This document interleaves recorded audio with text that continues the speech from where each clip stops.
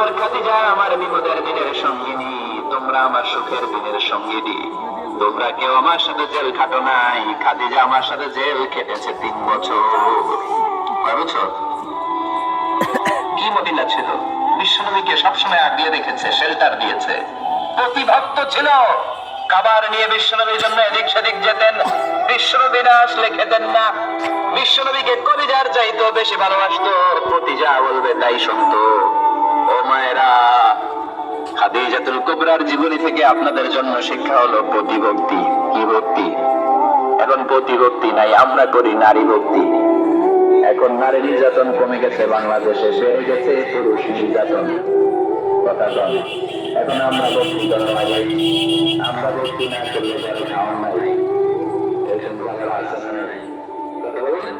মায়েরা, বোনেরা, আপনার স্বামী যদি আপনাদের উপর আক্রোশ থাকে, আপনার ইবাদত আপনাকে বাঁচাতে পারবে না। বিশ্বনবী ফাতেমা বলেন, ফাতেমা তুমি বিশ্বনবীর মেয়ে হতে পারো, কিন্তু আলী যদি তোমার উপর আক্রোশ থাকে, তোমার সব শেষ, সব শেষ।